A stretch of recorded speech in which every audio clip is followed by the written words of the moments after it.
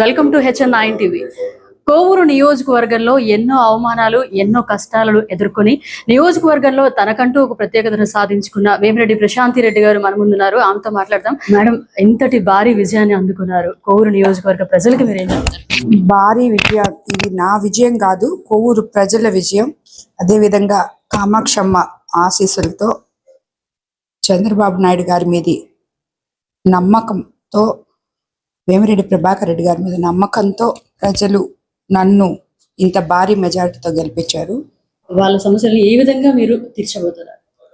తప్పకుండా ఏవైతే మాటలు ఇచ్చామో, మేము ఏవైతే వాళ్ళ సమస్యలు నేను చూశానో, చేస్తానని చెప్పానో, అది తప్పకుండా తీర్చి, వాళ్ళు నాకు ఇచ్చిన మెజారిటీకి నేను ఏం చేసినా వాళ్ళ రుణం తీర్చుకోలేను.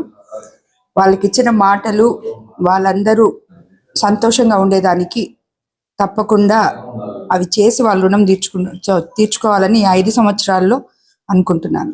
ఎమ్మెల్యేగా ప్రమాణ స్వీకారం అయిన తర్వాత మొదటగా ఏ పనులు వాళ్ళకి చేయబోతున్నారు? ఎలాంటి సమస్యలు మీరు చూశారు, ఏం చేయబోతున్నారు?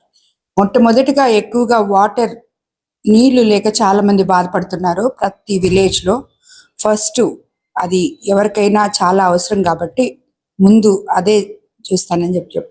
ఎన్నికలు రాకముందు కూడా మీరు చాలా వాటర్ ప్లాంట్స్ అవి ఇవి వేస్తున్నారు. సో ఇక మీద కూడా నీటి మీద తప్పకుండా అదే చేస్తాను. వేమిరెడ్డి ప్రభాకర్ రెడ్డి గారు కేంద్ర మంత్రిగా రాబోతున్నారని వినిపిస్తున్నాయి. దీని మీద మీరేం మాట్లాడతారు? అది దైవ నిర్ణయం. నిజంగా భగవంతుడు ఇవ్వాలనుకుంటే ఇస్తాడు. ఆల్రెడీ ఇదంతా ఆయన నిర్ణయంతోనే జరిగింది.